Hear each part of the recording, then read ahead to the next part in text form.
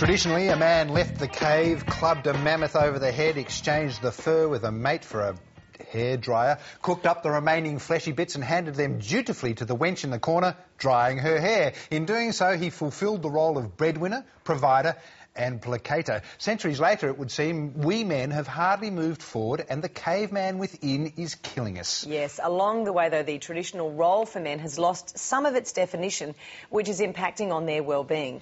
With this week being Men's Health Week, psychologist Elizabeth Chelly joins us to provide a few pointers on the state of men's health and to explain how to get them to the doctor. Good morning, Elizabeth. Hello, Elizabeth. Good morning, David. It's got to be the number one problem, getting blokes like him to the doctor. Mr. Invincibles, absolutely, yeah, you've got to get them to the doctor. But Mr. Invincible, you know Mr. Invincible, if it was just as simple as getting him to the doctor, really, he would have done that by now. Men aren't silly. They are focused and diligent people. They do know how to do things, and logistically, going to the doctor really isn't that difficult a process. But the fact that he's not doing that behavioural outcome that we'd like him to do, really, in my clinical work in private practice, begged the question, why not? What's going on? There's obviously a bit more to it, and we're underestimating that there's a bit more to it, because we know logistically it's not a problem. Well, can you put your finger on it? Is it because we think, oh, don't fuss, it doesn't matter, we'll get through this? Well, in my clinical observations and in the research that I've done, both speaking with women in the counselling that I've done with them and distress they might be experiencing for themselves or with their partners, but also with the men coming in individually and talking about their own concerns, I started to notice this battle that was going on in men's psyche. And I've dubbed it that battle between their Mr. Invincible and their regular Joe. And that's the internal battle inside every man, or at least every Australian man that I've been helping out in their families. So similarly then, when couples came in for counselling, it was about bringing that inner battle between their Mr. Invincible and their regular Joe out to the fore, because it's that inner force that's creating a bit of difficulty for them to really put their health on the radar. They were never expected to do that in the past. Right, so see, what the problem is exactly what we're doing now. He goes to open his mouth and I talk over the top of him. That's what women do, though. Well, that's the thing, and I noticed that a lot. I can't believe that you admitted to that. That's a great point here. Well, I was trying to make the point, you see, by doing it. Well, absolutely, and he misses out on making a point. So the difficulty with that battle between the Mr. Invincible and the regular Joes, we often focus on the Mr. Invincible quite a bit. It'll sound familiar. Things like show no weakness, show no vulnerability, no such thing as offloading or you may seem inferior. And this is what's going on in Mr. Invincible's mind. Mr. Invincible is regular Joe's facade. Okay, it's that macho, only he starts to suffocate his regular Joe. He gets his regular Joe in a headlock, basically. When it starts to become an issue for his health, though, is when you start seeing the statistics like 3 times more alcohol abuse or alcohol dependence, where the Mr. Invincible starts to use alcohol as a bit too much of a band-aid to help tension relief or just to relax, as Mr. Invincible might say. Where it then becomes worst-case scenario is suicide. If Mr. Invincible actually thinks that suicide is an option, and it gives Mr. Invincible a false sense of security, a false sense of resuming control, which obviously is unproductive. And the frightening suicide statistics that we're seeing for men and have seen for the last 10 years is a very big indicator that something is going on internally for men that we're underestimating, and we really need to bring that to the fore. Well, we have to appreciate it a bit more. How do we do that? Well, we get regular Joe back into the game, because regular Joe is the surest foundation to get his true man back into action, his healthy masculinity. Regular Joe is more your down-to-earth kind of bloke. He's got a healthy macho that keeps his Mr. Invincible in check. He knows to go, OK, Mr. Invincible's kicked in. He knows it's OK to be uncertain about something or perhaps feel a little vulnerable, and it doesn't make him any less of a man.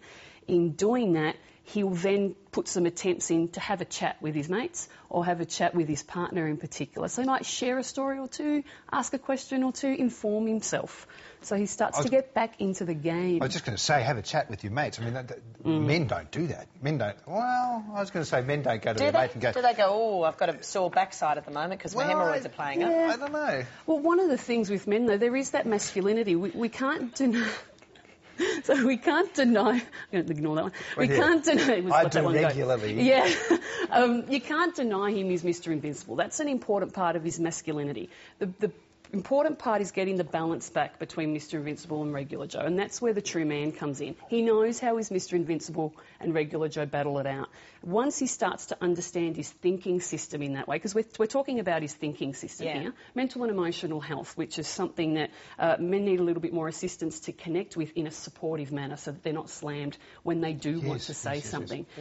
So getting that balance happening again between Mr Invincible and their Regular Joe, so he can then start to express it and verbalise it. And this was a huge thing I noticed, particularly in the couples counselling. Well, you pointed this out earlier too, that, you know, even if men then go to the doctor, they go there for a particular reason. Specific We point. wait until the rash covers us from head to toe and then go, perhaps now I should do something about it. And that's all you'll talk about. And you go specifically, you go, doctor, I've got a rash, can we give me the gear, and I'm out of here. There's clear evidence of it then, and that is a strength of men that unfortunately they might turn against themselves. If it's not obvious, if it's not clear, then really what's the problem? That's why really appreciating this inner battle a little bit more that all men experience, and I mean it led me to interview six men to really bring that battle to the fore so other men could hear and get words from men for men to be able to understand that battle and articulate it. This is something we really need to help men do a little bit more without jumping into the stage. It's a really Like timely... that. It's a really timely conversation because, not only because it's Men's Health Week, but also because I don't believe the recognition is there of the confusion that men struggle with, and that is to lead, to provide, to be a solid foundation, to balance the work-life thing, to be intimate, to be sexual, to be all these things. It's a lot of demands, isn't it? Which men don't particularly ever talk about or want to reveal, and we just get on with it. And in the meantime, women are so good at this, and so we're always discussing how we can help those aspects for women because they bring it up. Well, is it recognised for men? I don't think it's recognised as much as it needs to be. Men go through exactly what you've articulated there, David, internally, and they're not necessarily going to talk about it. We know women chat and gibber all the time. That's just, women network for support. That is something we naturally and easily do. Men network typically for success indicators, whatever that is for a man. It doesn't mean that internal world is going to come out as easily as you've just said it.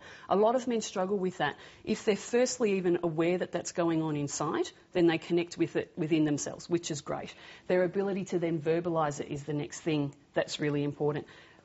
Well, I was going to say the other interesting thing too, further to that, is that if a woman goes into a doctor and finds out she has something like a thyroid condition, like a low vitamin D level or whatever, or hemorrhoids, she will tell, or hemorrhoids, she will tell all of her friends about it and say, hey, you should go and have this checked because apparently the doctor said rah, rah, rah. But as you said then, men aren't likely to go up and say, I've got a bad case of hemorrhoids, you should go check your backside That's the last thing a man would do because it's not the manly thing to go to the doctor.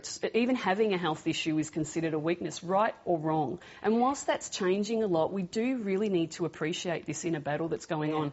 We're underestimating the impact of the changes we're asking men to go through, which whilst it might be for their benefit as well, and for everyone else's benefit as well, a lot of what you were expressing before, David, of their roles, men, all of us in today's day and age, we are going through such a significant gender role redevelopment.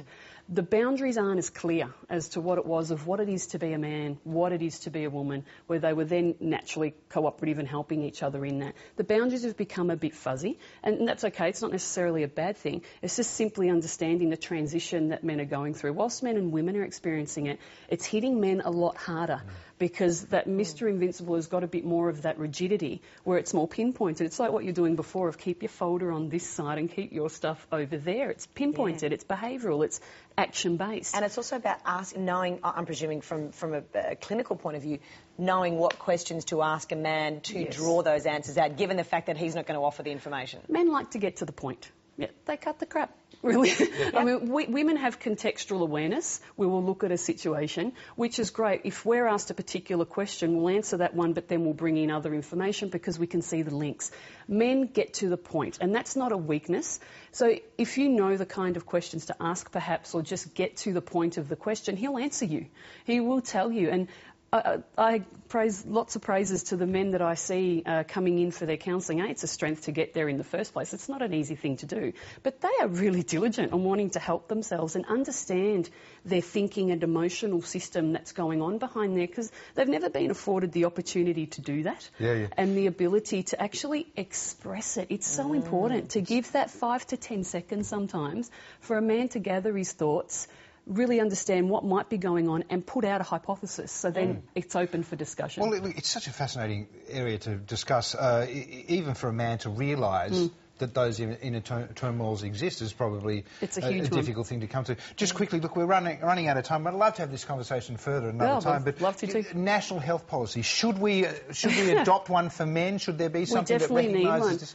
You know, ironically, we've had a national women's health policy for the last 20 years and we still don't have an Australian national men's health policy. And we're dying 5 years earlier than women. We're dying 5 years earlier. They're suiciding 4 times more. I mean, that's got to be telling you something. Well, fortunately, we were up at a men's and fathers health forum in Canberra earlier this year after our Minister for Health put out a proposal for a national men's health policy in November last year.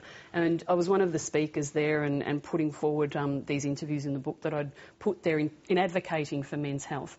And part of that was, let's shift it out of proposal mode into more of a working document. Now, fortunately, just in the last few days, there has been a media release and a working document setting the scene for an Australian national men's health policy, which is a great step forward, and it's scratching the surface on it. There's a couple of things there that we need to get past the behavioural risk factors, and it's kind of a nice way of saying what men are doing wrong. All right, well, perhaps we can have you back to talk about that some more, because that would be really fascinating. We need to get that a little bit more. But we're out of time. Not a problem. Thank you, Good to talk to you, David. Great to talk to you.